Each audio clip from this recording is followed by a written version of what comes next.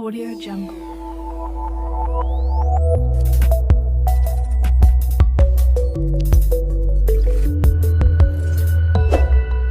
Audio Jungle. So I'll do a quick video here on port forwardings. It just comes up a lot. Now I have a more advanced video if you have dual WAN and multiple interfaces, how to do it there, but this is just the basics that a lot of people ask for, just how to do port forwarding in pfSense. So we're going to go over here. We're running the latest version of pfSense 2.4 release P1 services. Firewall, NAT, add. So by default, the interface is going to be WAN, the protocol TCP. We can change it if you have a TCP, UDP, or a combination. You can do it both. We're just going to leave it at TCP because we're going to forward SSH because I have a Linux server on the other side. So SSH is port 22. Now a couple options here. We can just choose SSH. They have a lot of them in a list here, so you can choose the protocol or we can just type it in. I'm always a fan of typing it in. My Linux box is 192.168.40.50. That is on the other side of the firewall. And port 22.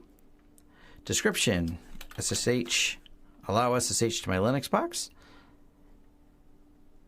And use system default, NAT reflection. I've talked about this in our videos. NAT reflection, if you don't know what it is, it's so if you're inside your network and you try to hit the external IP and pfSense is smart enough to realize you're in there, it reflects you back to the local IP with the rule. Filter rule associated. By default, pfSense does this. Now, most commercial firewalls, it's a two-step process or it's a combined process here in pfSense. There's two pieces. You have the NAT translation, which means take port 22 and land it from the external IP address to the internal IP address of 192.168.40.50. Then the firewall itself needs a rule to allow port 22 traffic to pass. And this is actually a convenient way to do it, in my opinion. And the reason why is because now we have this, which you can follow through: WAN, TCP, source address any, source ports, WAN address, destination 22, NAT IP. So you kind of flow through, see how things are going. We go here to firewall rules, and then we have the same thing. Here is the rule that opened it up, which is IPv4 TCP 192.168.40.50 SSH, and this is a NAT rule. So if we try to edit this rule, because this rule was auto-created, notice how I put the word NAT in front of it. Go ahead and click edit. Some of these things are grayed out, and the reason why is because the rule itself is linked. So all the other features still apply. I can still edit the advanced features and things like that, but because it's linked, these parts are grayed out. So we're going to go over here to firewall. We're going to NAT. We're going to look at the rule we created. And right here is where you can view the filter rule, which is really nice, especially when you get a firewall filled with rules. You can look at the NAT and go, okay, I have this part set up the way I want, and we can also go and view the filter rule, which is on this side here. Now, a couple quick notes. The external IP address is 172.16.69.40.146, because this is my lab, and I'll show you that it works now. So my IP address is 192.168.3.9, and we're just going to SSH in to the 172.16.46,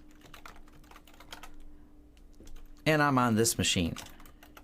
See the IP address of this one, 192.168.40.50, just like we did. So we're currently connected. I'll leave top running so there's something going on here, and show you real quick with the NAT rule. So here's that rule. And I wanted to mention, by default, the source is any. We can change the source to my IP address to 192.168.3.9. So we're going to hit save here, apply.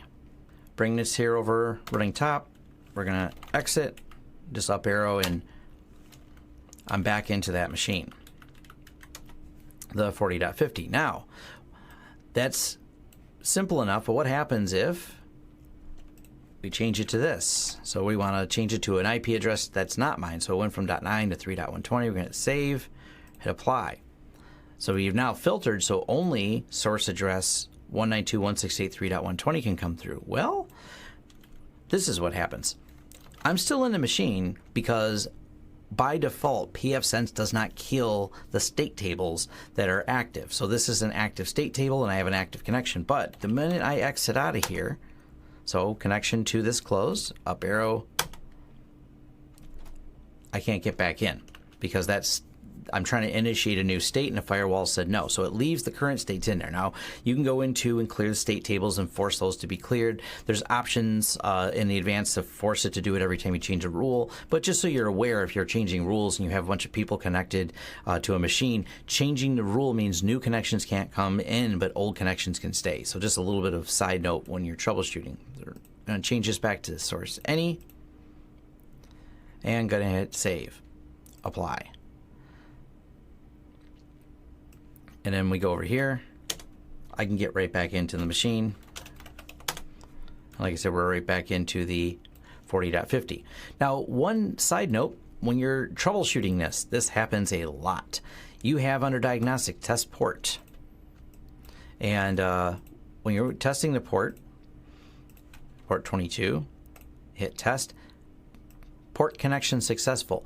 This can save you lots of headache because some people start with the firewall rules and when it doesn't work, they keep staring at the rules thinking there's a problem. When in reality is the machine, for one reason or another, isn't even accepting connections. So do this first to make sure the machine is accepting connections or before you start really taking apart your firewall rules. You may have done the firewall rules perfectly fine, but you have another problem with the machine not accepting connections. So definitely dig into that first. That's a pro tip here that is sometimes people don't think to go there, but maybe I have played with rules a couple times for a bit longer than I should have, trying to sort that out. And yeah, just go here, test it. If pfSense can see it and the port's open, then start working on